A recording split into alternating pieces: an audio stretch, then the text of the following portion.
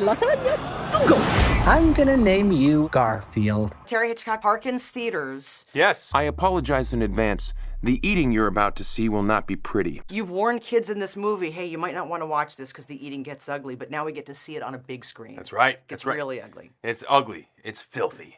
What is the most you've ever had to eat for a role? A lot of this involves food. Woo! Back in Parks and Rec, I was always trying to gain weight on Park. It was like a game I would do to see how fat I could get during the course of a season. I remember sitting down to eat at a place called Jurassic Fork. Oh, that's ironic. Just oddly a premonition that I didn't realize in the moment. We were eating racks of ribs. And I think I ate 14 racks of ribs. Oh, come on. Yeah, we did 14 takes, and every take I would eat a new rack of ribs. And Nick Offerman was like,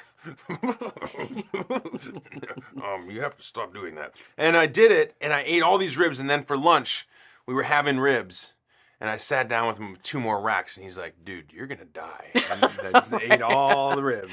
Well, you didn't die, thank No, I goodness. didn't, thankfully. But I do want to ask you, as Yes. we both age, Yes. as we mature, there are certain things, especially lasagna and pizza, that I could eat all day long back in the Yes. day. Not anymore. Not anymore. Hits No. me hard. How Oh, about yeah. you? What's No. that thing for you that you could eat before, but now you got to really Sugar. I can't mess with sugar. Yeah.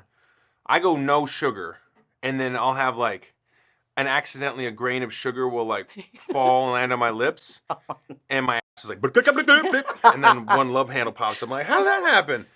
I don't know. The older I get, the less, and alcohol too. Yeah, for I can't sure. drink. Like I used to be able to drink and just get up in the morning and go work out or something. Now if I have drinks, I'm out for like a week. So I just don't even do it anymore. It's not even fun. The hangover's never worth it. Even if I have like 1 glass of wine or something, I just feel like such crap the next day. Hey, Junior, this is Vic, my father. I love the fact that in the film, Samuel L. Jackson, your dad who returns, Yes. is trying to teach you some skills that you may need for what's taking place in the movie. Skills that you don't think you even need or you don't get why. Yes. What is a skill that maybe your dad taught you that at the time you thought, why am I learning this? But Oh, came in handy. Man, oh man. I'm so glad you asked. My dad was a remodeling contractor, and he put me and my brother to work, slave labor. We never got paid. And I learned everything about fixing up stuff around the house. So now I've kind of become a pseudo handyman. So like when things break, I know how to fix it. And it's kind of neat. Like for example, the battery died in my truck.